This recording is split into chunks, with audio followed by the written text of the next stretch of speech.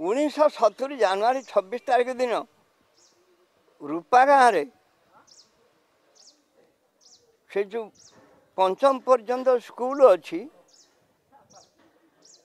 ସେଠାରେ ତାର ସଭାପତି ହେଉଛି କିଏ ଅର୍ଖିତ କ'ଣ କିରେ ଅର୍ଖିତ ଭୋକ୍ତା ତ ଅର୍ଖିତ ଭୋକ୍ତା ସେ ଆମକୁ ଡାକିଲା ଧ୍ୱଜ ଉତ୍ତୋଳନ କରିବାକୁ।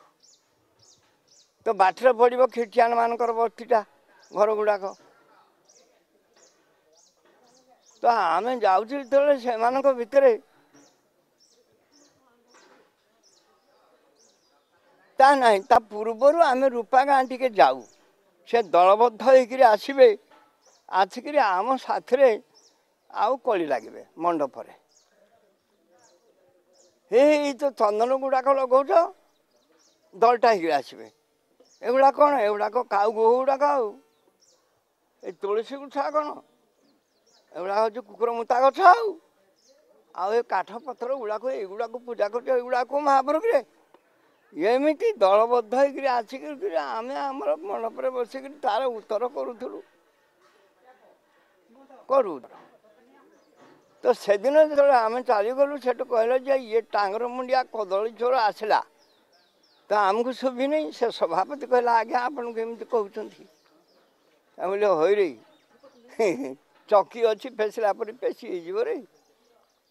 ସେଠୁ ଆମେ ଚାଲିଗଲୁ ଯେତେବେଳେ ସ୍କୁଲକୁ ସେମାନେ ତ ତଡ଼ି ନେଲେ ଆଉ 20 କି 30 ଖଣ୍ଡା ତରବାରୀ ଟାଙ୍ଗିଆ ବାଡ଼ି ଠେଙ୍ଗା ସବୁ ଫଣିକି ସ୍ତ୍ରୀ ପୁରୁଷ ସବୁ ଗୋଡ଼େଇଲେ ଆମେ ସ୍କୁଲ ଭିତରେ ପଶିଗଲୁ ଆଉ 3 ଘଣ୍ଟା ଅଟକାଇଲେ। ହିନ୍ଦୁ ଅଛନ୍ତି ବେଶୀ ଖ୍ରୀଷ୍ଟିଆନ ଅଳ୍ପ କିନ୍ତୁ ଆମେ ସେଠି ନିଶ୍ଚିତ କରିନେଲୁ ଯେ ତୁମକୁ ଠିକଣା କରିଦେବୁ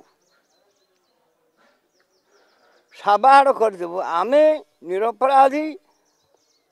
ତମେ ବାରମ୍ବାର ଆମ ଧର୍ମକୁ ନିନ୍ଦା କଲ ଆମେ କିଛି କହିନୁ ବଦନାମୀ କଲ ନିନ୍ଦା ଦେବାଦେବୀ କି ନିନ୍ଦା କଲ ପୁଣି ମାରିବାକୁ ଆସିଥିଲ ଏଠି ହଉ ତୁମକୁ ଦେବୁ ଠିକ କରି।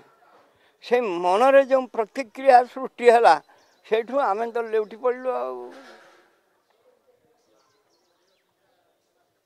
କରିଥାନ୍ତୁ କ୍ରାନ୍ତି ଗୋଟେ କରିକି ସବୁ ସେମିତି କରିଥାନ୍ତୁ ଷାଠେ ସମାଜରେ କିନ୍ତୁ ସଂଘ ଆମକୁ ଅଟକେଇ ଦେଲା ନା ସ୍ୱାମୀଜୀ ଏମିତି କରିବେନି ରହିଗଲୁ। ନଚେତ ଆମର ଉଦ୍ଦେଶ୍ୟ ଚର୍ଚ୍ଚ ପାଖରେ କୁଡ଼ିଆ ତିଆରି କରିବୁ ନିଆଁ ଲଗେଇବୁ ତାଙ୍କ ଭାଙ୍ଗିବୁ ଭାଙ୍ଗିକିରି ତାଙ୍କୁ ବାଡ଼େଇବୁ ସାବାଡ଼ କରିଦେବୁ ଇଏ ବିଚାରଟା ଥିଲା ତାକୁ ମନା ସଂଘ ବାଲା ଅଟକେଇ ଦେଲେ। ସେଇଠୁ ହେଇଛି ଆମର କ୍ରୋଧ ଉତ୍ପତ୍ତି। କ'ଣ ହେଲା ଆମର ଦୋଷ ନେଇ ତମେ ଏମିତି ବିରୋଧୀ ହେଇଗଲୁ ପୁରା ବିରୋଧୀ ହେଇଗଲୁ ଆଉ।